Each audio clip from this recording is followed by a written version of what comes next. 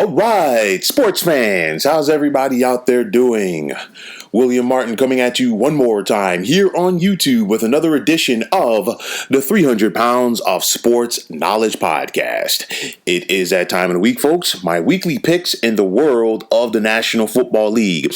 And after going 12-3 in week number 13, I'm looking to build off of that here in week number 14 as we are definitely in the stretch run for the regular season in the NFL.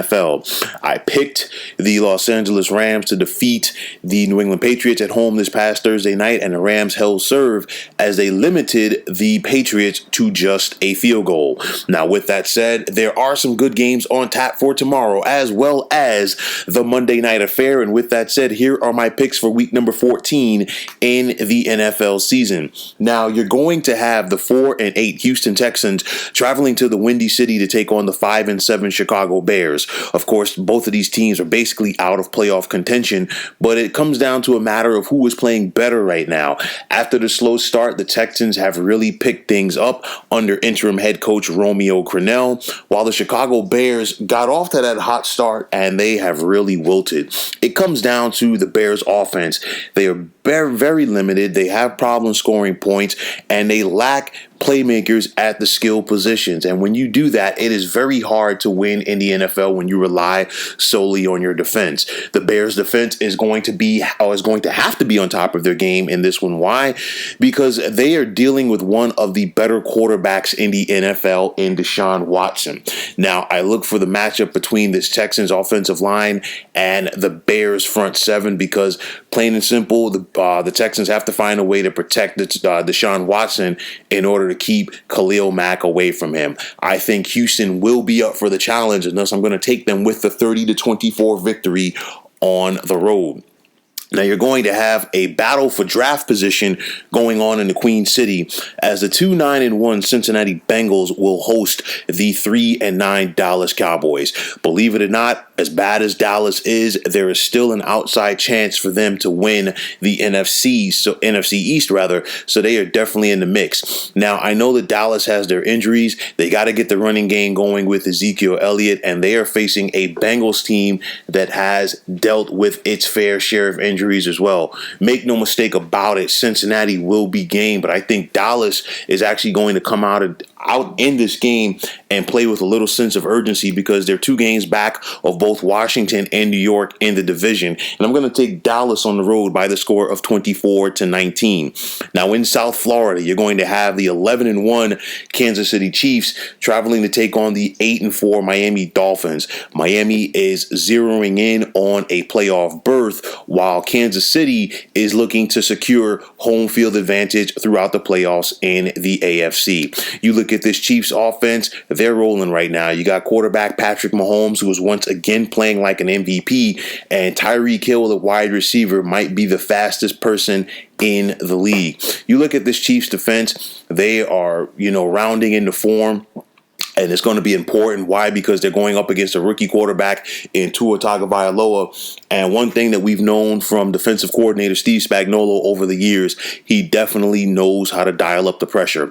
Miami has been playing better. They do have the look of a playoff team, but they are still not on the level of the defending Super Bowl champions. Thus, I'm going to take KC on the road by the score of 31-20. Now, at the Meadowlands in East Rutherford, you're going to have the 5-7 New York Football Giants hosting the 6-6 Arizona Cardinals.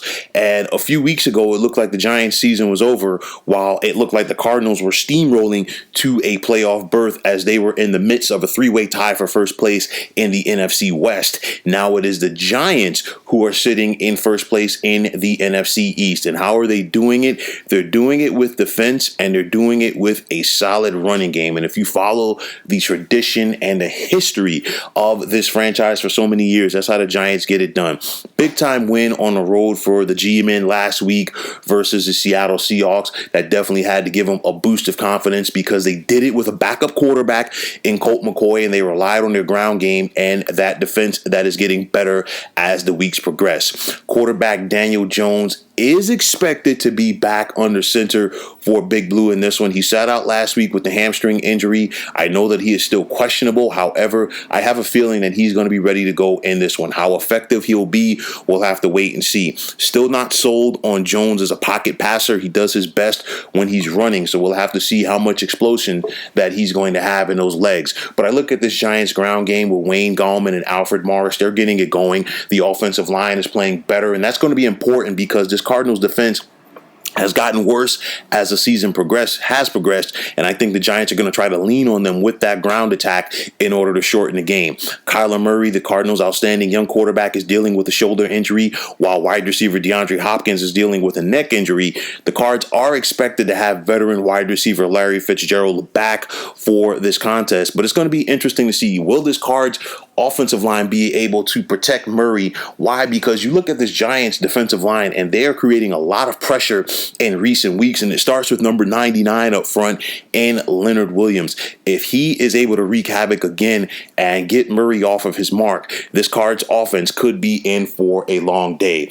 I think this is going to be a tight contest throughout, but I'm going to take Big Blue at home in a tight one by the score of 23-20. Now, down in Tampa, you're going to have the 7-5 Bucs hosting the 6-6 Minnesota Vikings. Both of these teams are right in the mix for a wild card spot in the NFC, and this is a very important matchup to both clubs. The Bucs are coming off of their bye, and they needed it because they've been taking it on the chin as they've been playing some of the elite teams in the NFL recently. And I know that Tampa offensively has a ton of talent at the wide receiver position, but I think this Bucs offense is at its best when it gets this ground game going. And I think for head coach Bruce Arians, he's got to go out there and give the football to Ronald Jones and Leonard Fournette early and often in this contest in order to set the tone.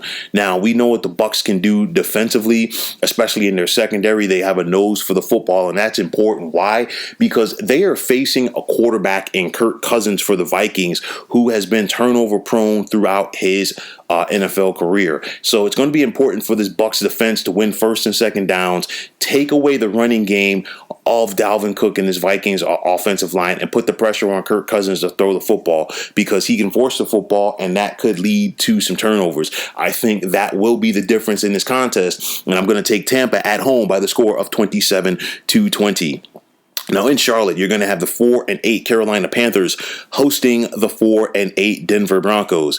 And both of these clubs, they're trying to finish on a strong note for 2020, and hopefully some of that momentum can carry over to 2021. The injury bug has hit both of these clubs. Once again, no Christian McCaffrey at running back for the Panthers, and it's going to make it tough for as far as what they can do offensively. I mean, they still have Teddy Bridgewater at quarterback, and he's got to go out there and navigate a very tough Broncos defense. But for this Broncos offense, they've been limited all season long, and it's due to the fact that they've been playing musical chairs at quarterback, and it's due to injuries. And when you have musical chairs at the most important position on the field, it makes things tough to get it going.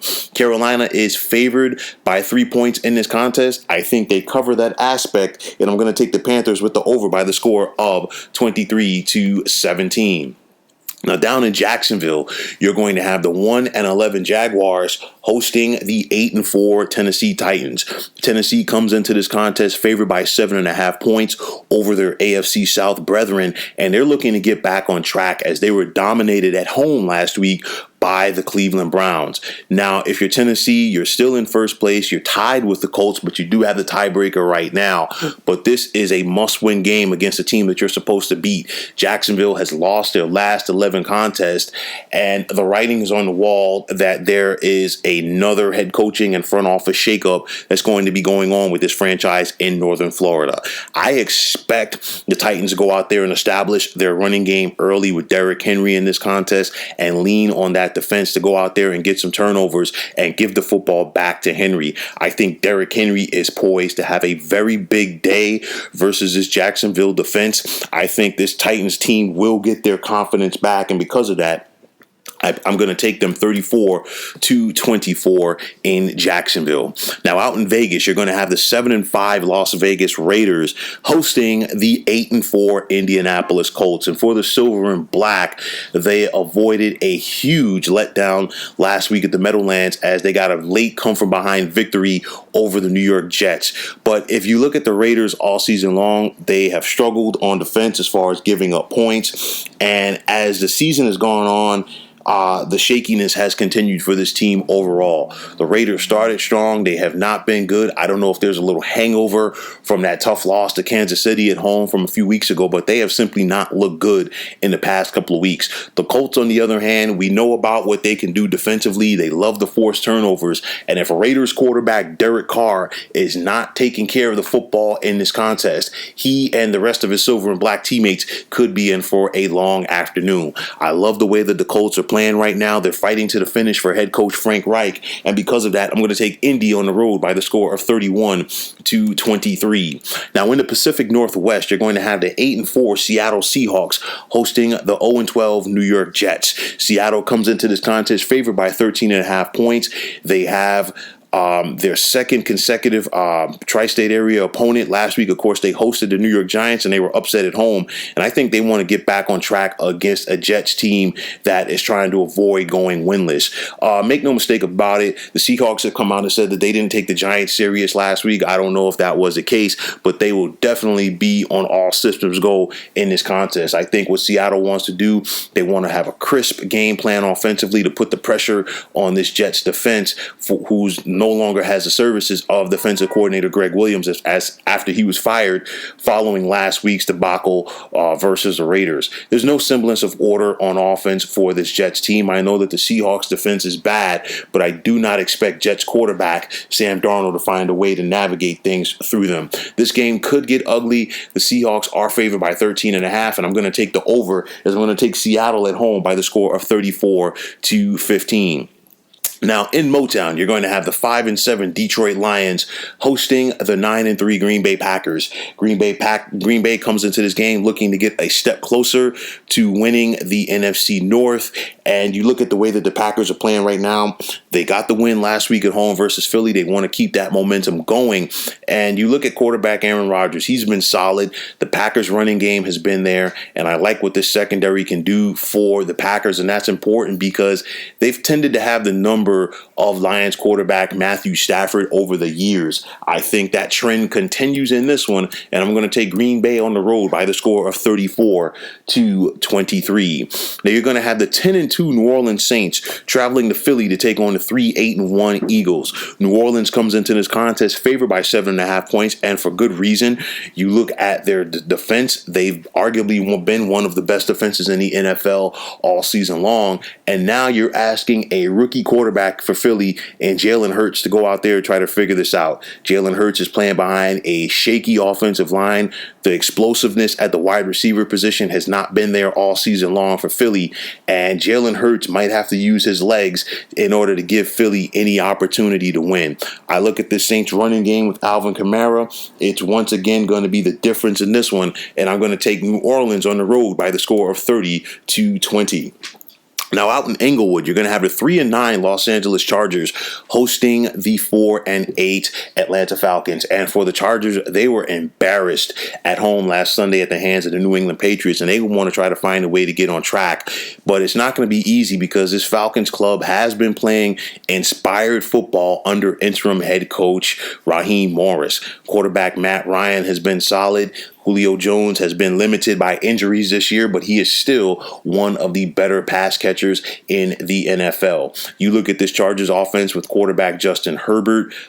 He's had a solid rookie season. It did not show last week because the Patriots cooked up a great defensive game plan to stop him, but I think he will get back to showing some of those flashes of being the future at quarterback for this club. I just don't think it's going to be enough in this contest, as I'm going to take Atlanta on the road by the score of 30-28. Now, in the desert, You're going to have the 5-7 San Francisco 49ers hosting the 5-7 Washington football team. And for Washington, by the time they'll take the field, they'll know whether or not they have the opportunity to be in first place by themselves in the NFC East with the Giants. So obviously, the Giants have a 1 o'clock game. But, you look at the way that this team is playing, and they've rallied around veteran quarterback Alex Smith, who is definitely in the catbird seat to be the NFL's comeback player of the year. For the 49ers, it's just been a tough year with the injuries. Now they've been relocated out of the Bay Area. They're playing their home games out in the desert right now. And this is a team, they're just trying to get to the finish line. The Niners, they're playing for pride, and, it's one of those, they still have a lot to play for. But Washington has all of the momentum right now, and they are trying to win that NFC East. Thus, I'm going to take Washington on the road by the score of 24-19. Now, on Sunday night, you're going to have the 11-1 Pittsburgh Steelers traveling to Buffalo to take on the 9-3 Bills in a potential playoff preview. Buffalo comes into this contest favored by 2 at home. Game time temperatures are at 43 degrees, and there is a good chance of rain. Pittsburgh did suffer their first loss of the season this past Tuesday as they lost at home to Washington, but I want to see how this Pittsburgh team responds. They have been playing careless and sloppy for several weeks, and you just have to wonder if the loss to Washington allowed them to refocus and get back on track. It's going to be a tough way to try to refocus against a good Bills team and a good Bills defense, but I look at this Steelers defense. Will they be up for the challenge of slowing down this Bills offense and quarterback Josh Allen?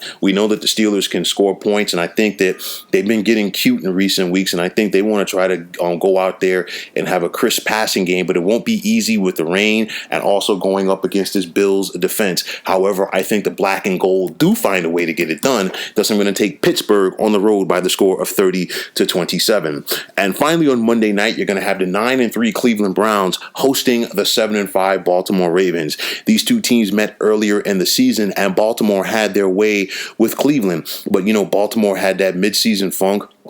It looks like they got back on track last week at home versus the Dallas Cowboys. And now, surprisingly, they're looking up to Cleveland in the standings in the AFC North. But make no mistake about it, both the Ravens and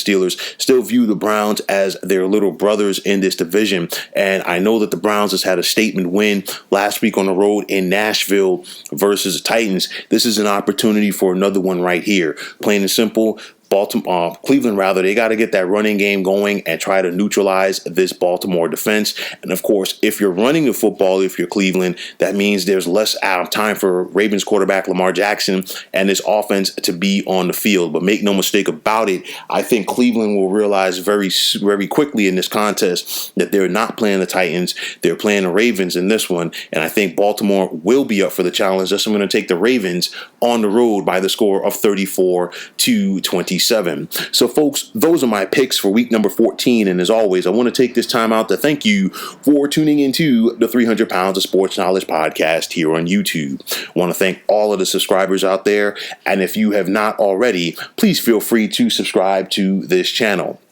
Now, if you're on Twitter, please feel free to follow me at 300 Pounds of Sports. And like I always say, if you follow me, it'll be my pleasure to follow you right back.